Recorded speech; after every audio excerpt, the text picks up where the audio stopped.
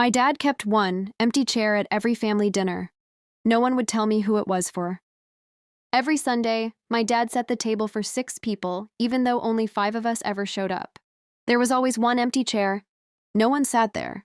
No one touched the plate. No one even looked at it. The first time I asked about it, I was 7 years old. My dad smiled and said some traditions are better left unexplained. My mom immediately changed the subject.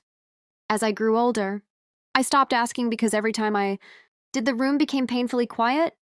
Years passed. I got married, had a daughter, moved to another state. But every time we visited for Sunday dinner, that chair was still there.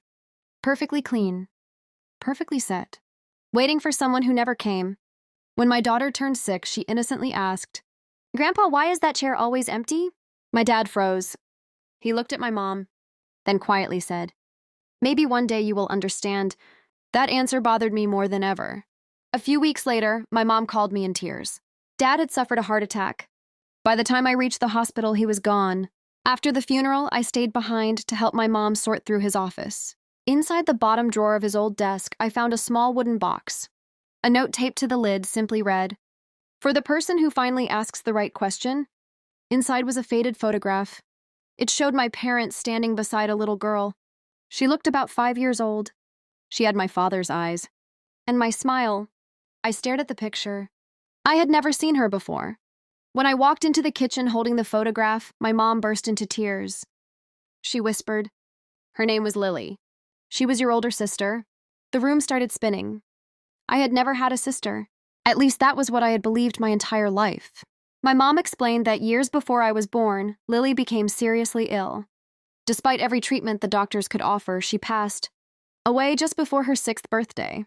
My father never recovered from losing her. He could not bring himself to erase her place from the family. So every Sunday he set one extra plate, not because he thought she would return, but because he never wanted anyone to forget she had once been there. I asked why they had never told me. My mom wiped away her tears. "Because we wanted you to grow up without carrying our grief. Your father promised himself that one day, if you asked the right question after he was gone, you would finally know." Inside the wooden box was one more envelope. It contained dozens of birthday cards. Every single one was addressed to Lily, one card for every birthday she never got to celebrate. Dad had written them every year for nearly 3 decades. I couldn't stop crying. The next Sunday, I went back to my parents' house. For the first time, my dad wasn't sitting at the head of the table. His chair was empty. I quietly picked up the plate that had always belonged to Lily. Then I placed it beside my father's chair. My daughter looked at me and softly asked,